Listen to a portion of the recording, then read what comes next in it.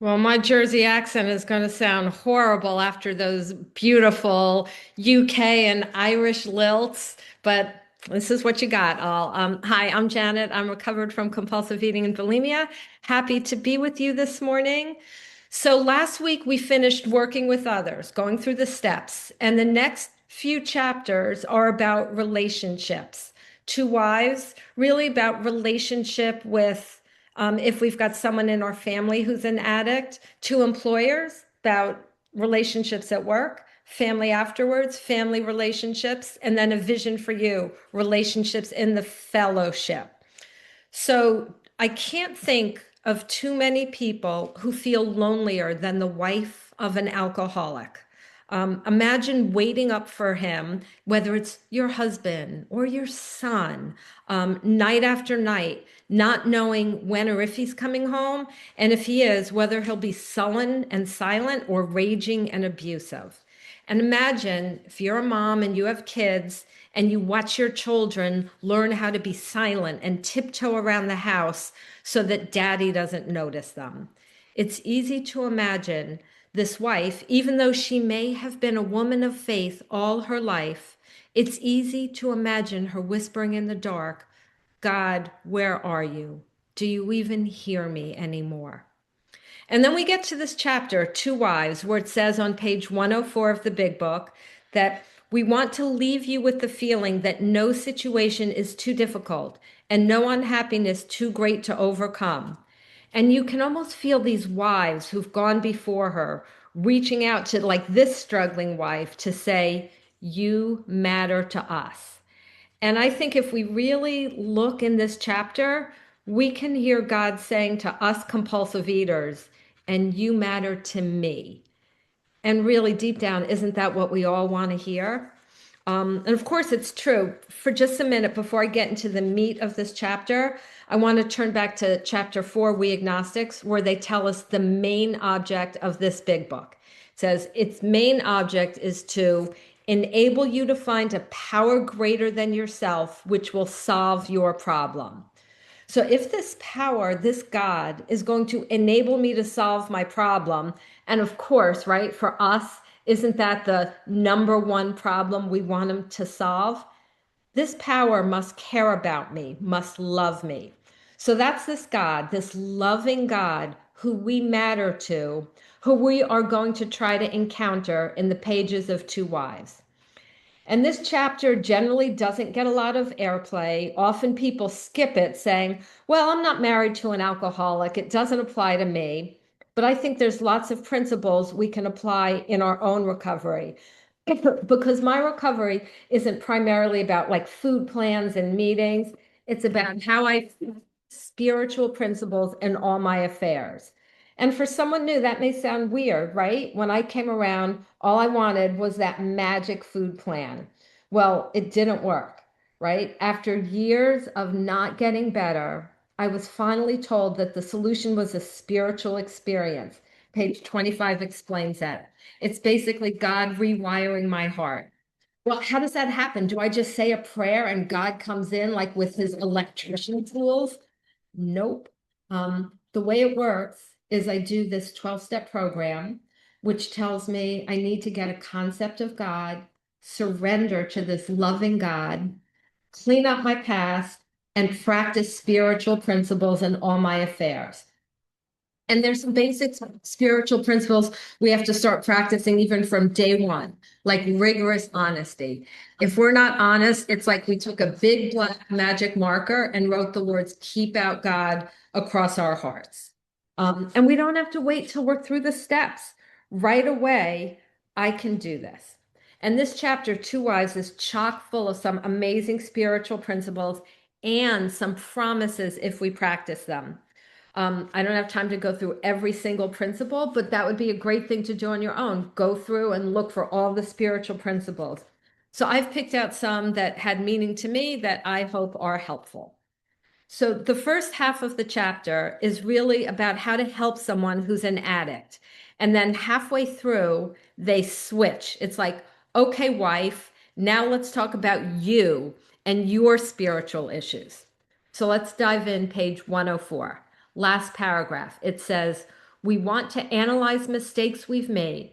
We want to leave you with the feeling that no situation is too difficult and no unhappiness too great to be overcome. And I love that because it's telling me that God is going to do one of two things if I work these principles. He's either going to change my situation or he's going to change me so that I will be okay in my situation. To me, that's a big demonstration of how much I matter to God. Door number one, he sits at his cosmic computer and changes things so my situation is changed. Or door number two, he changes my heart. I win either way. So, page 106 at the bottom, it talks about what happens to an addict as the sprees get closer. And I'm sure we as addicts can all relate to this. It says the deepening pall of remorse, depression, and inferiority settled down on our loved ones. And these things terrified and distracted us. Terrified and distracted us. Well, distracted us from what? I know when I've become overly focused on a family member, generally it was my kids or anything else, I'm distracted from God. And the way I think about it is that I'm swimming in, those lap pools that have the lanes roped off, right? And I'm swimming toward God. I visualize that. And if I start going in another lane, I lose my focus on God. Other people's recovery and the future are things that are not in my lane. Okay, top of page 107, it says, as animals on a treadmill, we patiently and wearily climbed, falling back in exhaustion after each futile attempt to reach solid ground. And it reminds me of that little hamster in a cage on that wheelie thing where he's working and working and getting nowhere. And that's how I was myself in my early days of recovery. I worked really hard, but I didn't get anywhere. No, that's not true. I got worse, even though I was doing lots of work, but I wasn't doing the right work. It was like being a diabetic, and the doctor tells me to take penicillin. Well, I do that, but I haven't been told the right thing. I need a new doctor who gives me correct information. So my caution here is to read this book if you're new. And if you're looking for a sponsor, you get to vet your sponsor. You get to ask questions and make sure that he or she works the steps the way it's outlined in the big book. Don't just assume, oh, I need a sponsor. There was only one person available. God must have ordained it be that person. No, no, sometimes it's not the right person. So we should be familiar enough with the book to know what we're looking for in a sponsor. Basically, someone who's worked these steps, believes in God, has a relationship with God, and can take our hand and put it in the hand of God. Okay, page 107, it says that wives endure watching their husbands go to sanitariums, hospitals, jails. And the wives say, we naturally made mistakes. And that's the second time in this chapter they use the word mistakes. And I like that because most of us tend to fall off on either one side of the bed or the other. One side being too easy on ourselves, and the other side too hard on ourselves. I was the second type. I'd make a mistake in a difficult situation, like yell at my kids, and afterwards I'd say, oh, I didn't deal with that situation. I must be in spiritual kindergarten. I'm nowhere. I have no recovery. But they're saying when things are hard, we're going to make mistakes and they don't pass judgment on it. And we shouldn't, we should look to see what we've done wrong only so that we can go to God, say, I'm sorry, ask Him to forgive us, and bring us to better things. But remember, we don't want to fall off the bed on the other side and enable ourselves and say, well, I'm only human. If I lose my temper 100% of the time, it's because of me. But it's a mistake. And if I learn from it, it doesn't make me a bad person, not worthy of God's love. Page 108, second full paragraph. It says, try not to condemn your alcoholic husband no matter what he says or does. He's just another very sick, unreasonable person. When he angers you, remember he's very ill. So I see a couple things they're telling me to practice with difficult people. And again, it can be a husband, a wife, a boss, a child. First, don't condemn. Couple of reasons for that. Condemning never works. Who of us got into recovery because someone said to us, you know, you're a really horrible compulsive eater. You're overweight. You're ruining your life. You're ruining other people's lives. Get your act together. And we said, oh, yeah, I didn't know that. Thanks for the condemnation. I think I'm going to go to a 12-step program. None of us are here because of that. Also, if I'm condemning, it's dangerous for me spiritually because if I'm condemning you, then I'm at the top of the mountain and guess where you are? And that means I'm loaded with pride. And the only place to go if I'm up on a mountaintop full of pride is death. The second thing it says is that when he angers you, remember he's very ill. Remember, that's a verb. It's an action step I can take. I can remind myself this person is ill, right? When we're resolving resentments, we can say, this person is perhaps spiritually sick. Remember, if I'm living with a raging alcoholic, that person is spiritually sick. I need to have the kind of compassion I would if I were living with someone who had a brain tumor that acted in the way they acted. When my mom was alive, I remember once going to pick her up for a doctor's appointment. And before I got there on time, she got agitated and had someone at the front desk call me to see where I was. So I was right on time and I was annoyed, I'm ashamed to say. I'm like, Mom, why'd you have them call me? I'm not late. But a couple of weeks later, she was diagnosed with Alzheimer's. So anytime after that, when she got agitated or said things that weren't very nice, I did not have one bit of annoyance or resentment because I understood that she was sick. Okay, then they go ahead and they talk about the four different types of drinkers and what we can do to help them depending on what type they are. So if we are living with an alcoholic, it's really helpful to read this. But at the top of page 111, they start with general principles that can be applied to all. They say the first principle of success, never be angry. Well, that's kind of hard if we've got someone who's mentally ill or drinking or abusive or kids who won't do what we tell them. But remember, page 66 tells us we can't harbor resentments.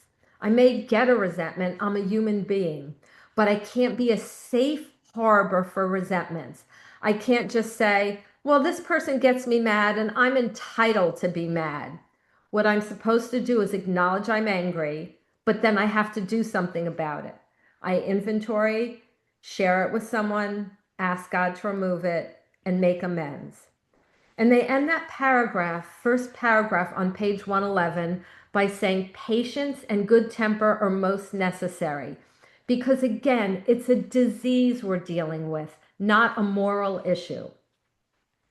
The second principle they give us is our next thought is you should never tell him what he must do about his drinking. And I say never tell him what he must do about his fill in the blank. Best example I have is my husband. He used to smoke and I did not like it, but I didn't nag him that he needed to stop smoking. All I did was say, honey, we've got a couple of little kids. So if you're going to keep smoking, we need to take out a big life insurance policy for you. And then I actually asked him, how often can I tell you that I don't like your smoking? And I think he said once a month, and I stuck with that. And by the way, he did ultimately quit smoking, but not because I nag him. I didn't nag him, but I did get the life insurance because that was a boundary to protect me and my children. The third principle here, it says, be determined that your husband's drinking or your kid's refusal to listen or your whoever's doing whatever. Be determined that other people's actions are not going to spoil your life. Not going to spoil your life. And it says, it is possible to have a full and useful life even though your husband continues to drink. A full and useful life, no matter what anyone says or does. Our book tells us recovery is not dependent on circumstances. It's dependent upon our relationship with God. If I'm too upset over what someone else is doing, there's a problem with my relationship with God. For many years, I would say the thing that blocked me from a full and useful life was anger and fear surrounding my children. And sometimes well meaning friends would say to me, well, it's normal that you worry so much about them. You're a mother. Or that saying, a mother is only as happy as her least happy child. That is wrong, right? That's horrible. What if all my kids are miserable? That means I'm destined to be miserable. No, I worried so much because my attention was in the wrong place. Here's a prayer that really helped me a lot with my kids, and hopefully it might be helpful to you. Lord, I see that I don't really love my children too much. I love you too little in proportion to them. Only if I love you supremely will I love everything else well. Properly capture my heart, Lord. Amen. I pray for God to capture my heart so that I love him supremely and that I can love everyone else properly. The fourth principle they list here on this page, do not set your heart on reforming your husband. You may be unable to do so no matter how hard you try. Remember, this program tells me live and let live. So I can't set my heart on reforming my husband's smoking, my grown kids' decision whether or not to go to church, or anyone else's eating, drinking, gambling, or anything. So they've told me four principles. Don't get angry. Don't tell him what to do about his drinking. Be determined that another person's problems aren't going to spoil your life. And don't set your heart on changing other people. And then they acknowledge these suggestions are sometimes difficult, but they say you will save many a heartbreak if you can succeed in observing them. So if my heart is broken, I can ask myself, which of these principles have I violated? Have I harbored resentment? Have I been telling someone what they need to do about their life? Am I letting what someone's doing destroy my life? And is my heart set on changing someone, right? Am I saying, I won't be happy unless my kid stops drinking or something like that? Of course, I can hope, I can pray, but my heart needs to be set on one thing primarily, and that's me doing the will of God. Page 115, another principle, fifth principle, says you must be on guard not to embarrass or harm your husband. Remember, we're told back in chapter 6, I have no right to save my skin at another person's expense. So a good principle, if we're doing 10 steps, if I have a resentment against Susie Q, I want to call someone who doesn't know Susie Q, or I want to not use her name. I'm not going to call a mutual friend or Susie Q's sponsor. It's best as much as possible to do our inventories with people who don't know the other person. And then we get a promise there at the end of the second paragraph, page 115. Your new courage, good nature, and lack of self-consciousness will do wonders for you socially. So if I practice these principles, I'm going to start having more courage. That means my fears are going to go away or at least lessen. I'm going to have a good nature because I'm not going to be so tense from trying to rule the world. I'm not going to worry about what others think about me or my family members. And that'll help me be a better friend, a better partner. Principle number 6, page 115. In dealing with kids and their father, it's best not to take sides in any arguments he has with them while drinking. So the rule I always had with myself when my kids were little was unless my husband was doing something dangerous, I wouldn't interfere. I think we have to be careful with the word dangerous because it can be loosely interpreted to mean anything I don't agree with. I mean, I would think that taking them to a fast food restaurant was dangerous. But what I'm talking about is I should keep my mouth shut unless my husband did something genuinely dangerous, like leave them in the bathtub or let them play in traffic when they're little kids, which of course he never did. So in hindsight, I should have kept my mouth shut a whole lot more. And they talk about something similar back at the beginning of the chapter. On page 106, it says, "We've tried to hold the love of our children for their father," which is an instinctive thing for a mom to do if she thinks her husband is doing everything wrong and her kids won't love them.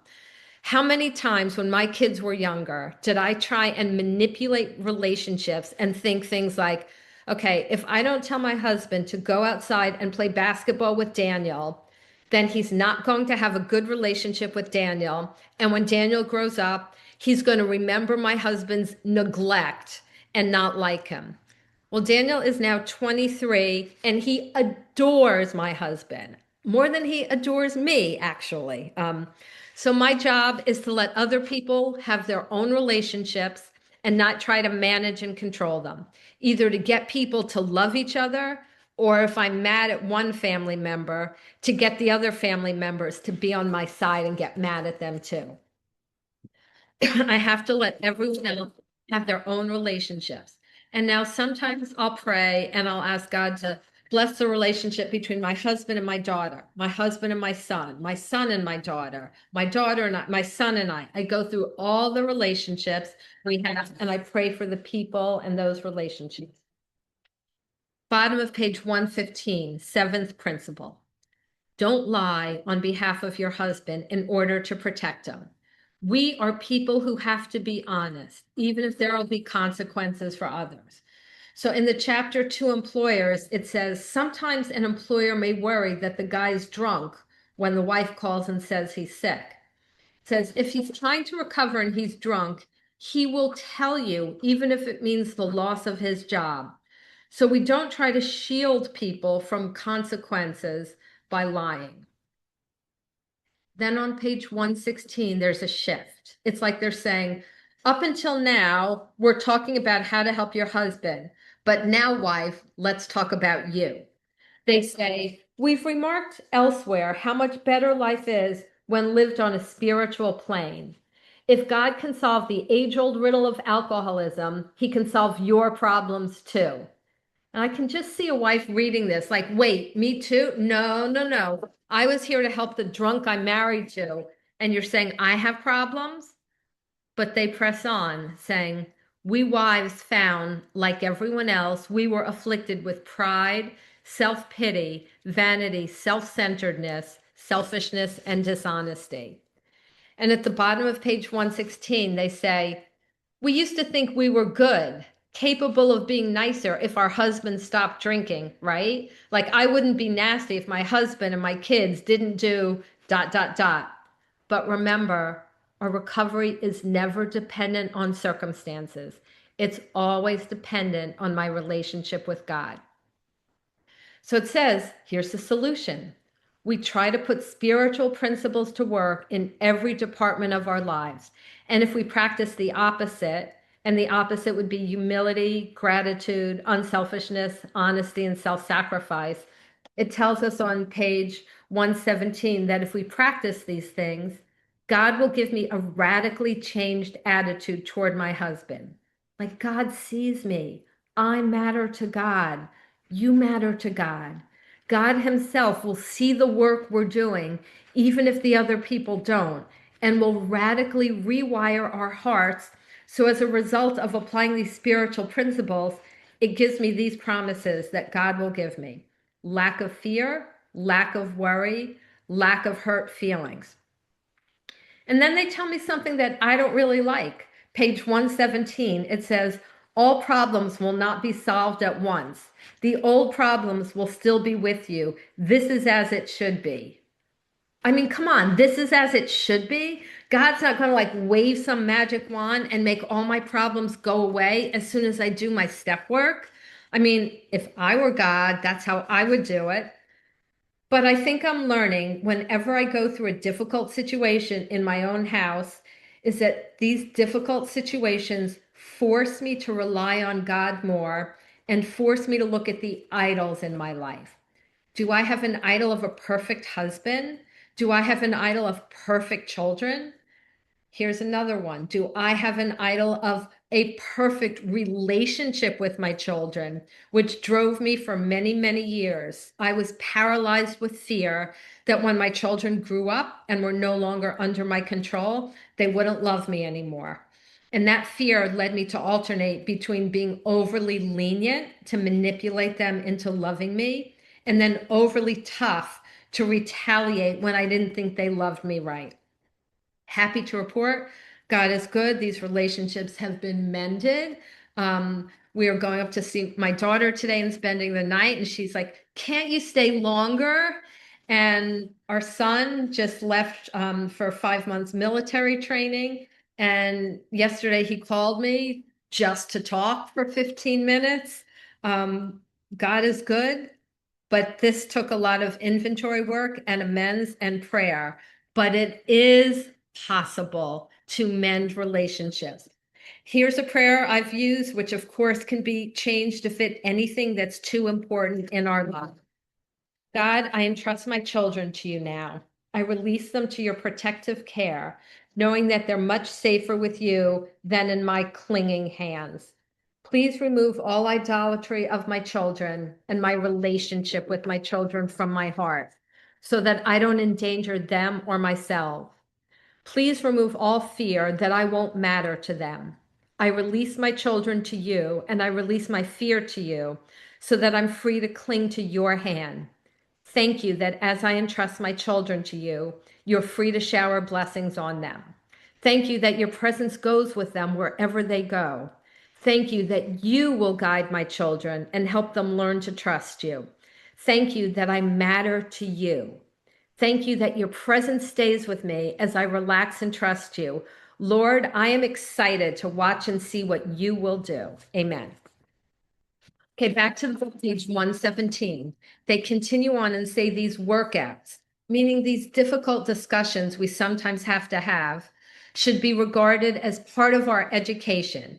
It says, you will make mistakes, but if, so this is a conditional promise, if you're in earnest, they won't drag you down. Instead, you will capitalize on them. What does it mean to capitalize on my mistakes? Excuse me. Well, I don't think it means I'm going to be 100% free of things like fear and anger. I don't think in this lifetime it's ever going to be 100%. But here's what can happen. Our bounce back period can get shorter. So whereas before, maybe I got a resentment or a fear and I'd be angry for 3 days or afraid for 3 days, so depressed I couldn't get out of bed for 3 days. Well, maybe after working these steps and practicing this, it's 2 days, then 1 day, then 2 hours. I don't always have it down to 10 minutes, but I generally have a resentment or a fear way less than I used to. That's one way to tell if we're growing, if our bounce back period is shorter. And how do we capitalize on our mistakes? The steps teach me I need to look at my part. So if one of my kids is mouthing off to me and I get really upset, I don't stop with, she mouthed off to me. My part is I had an expectation my children don't mouth off to me. I need to go deeper than that and look at the flaw in my makeup that caused it. Am I making an idol out of how much I matter to my children? And again, we can tell something's an idol when it doesn't just hurt us, but we feel like we got punched in the gut and can't get up. So I identify what my problem or my idol is.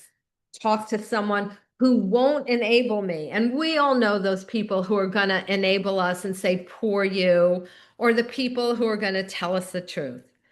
I tell God, I'm sorry. We don't want to leave this part out, the going to God, telling him we're sorry, asking him to remove our defect, our fear, our anger, and set about practicing the opposite and making amends. So next principle, bottom of page 117, it says, often you must carry the burden of avoiding resentments or keeping them under control. And in the margin, I wrote, it's not fair. And maybe it isn't fair, but it's loving. Remember, fairness is not our code anymore. Love and tolerance is our code. Love is now my code. And what a great opportunity to practice love and self-sacrifice, which the book tells us we have to do. If someone utters a snarky remark, I try not to start an argument.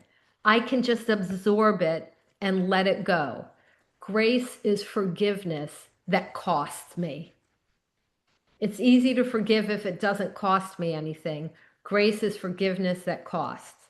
Often, what it costs me is my pride.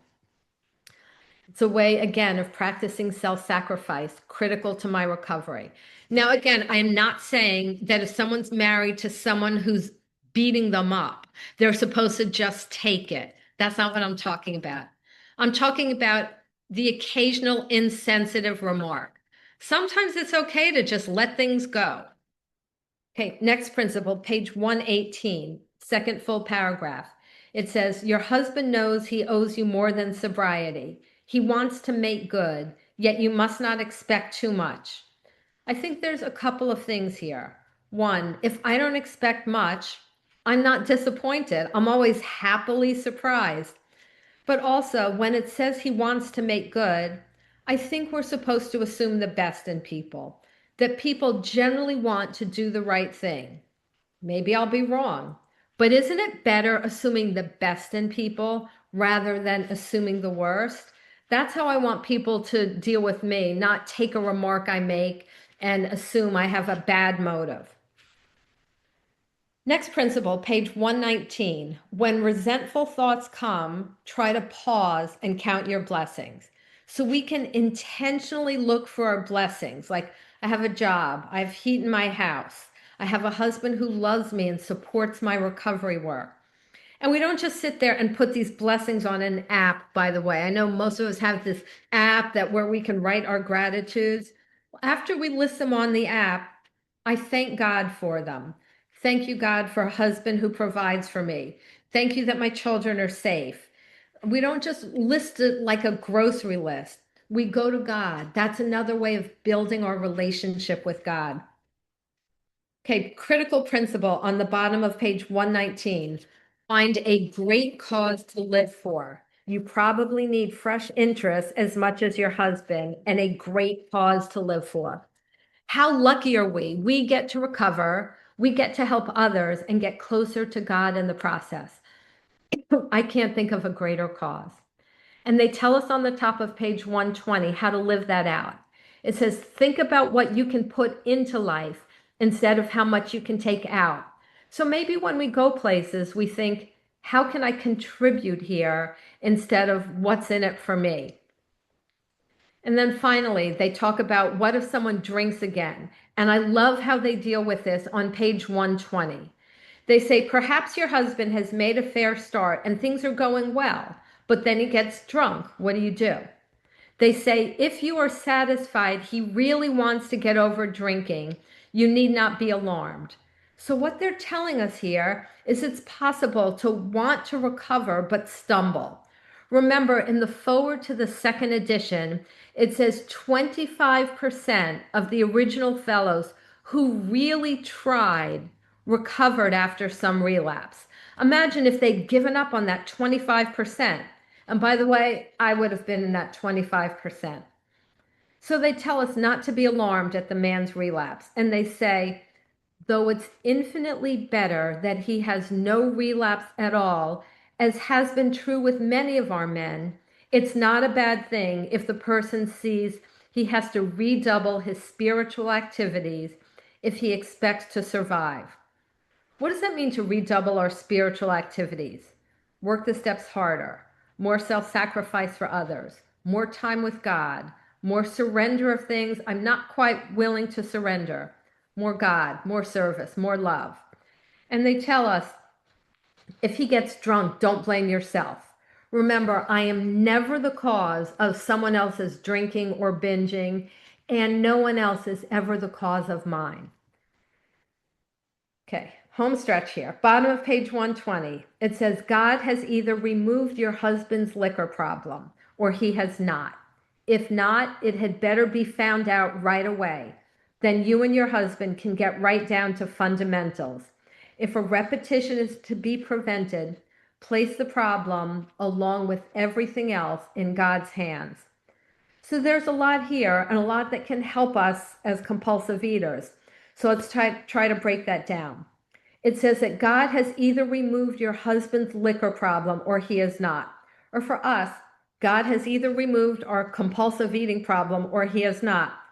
What does that mean? Like, is God up in heaven flipping a coin? Heads, I'll remove Janet's eating problem, tails, I won't? No. They're telling me if God hasn't removed my food problem, I've not placed my food problem and everything else in his hands. Remember, chapter 4 tells us either God is everything or else he is nothing. Meaning either I give God everything or it's if I give him nothing. I can't give him my food plan, but cheat on my husband or cheat on my taxes. Doesn't work.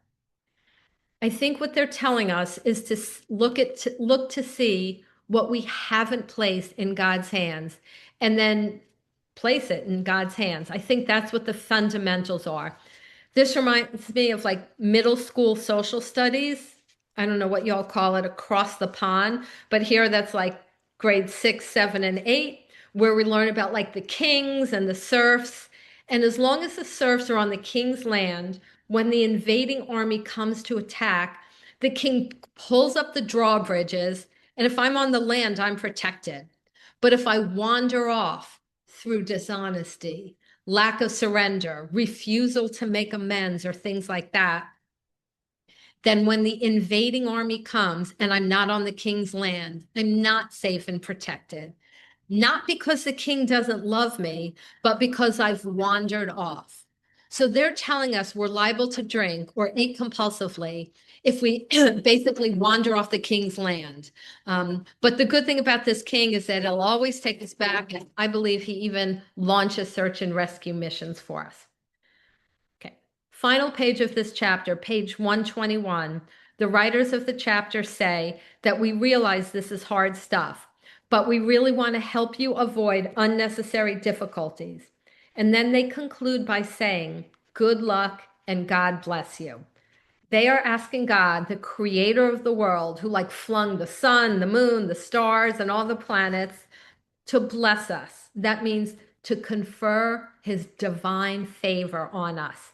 And if we approach him in humility, he always will. Because whether we are wives living with raging alcoholics who feel unseen or unheard, or compulsive eaters who feel our lives are unmanageable and no human power can save us, we matter. We always matter to God. And with that, I will pass.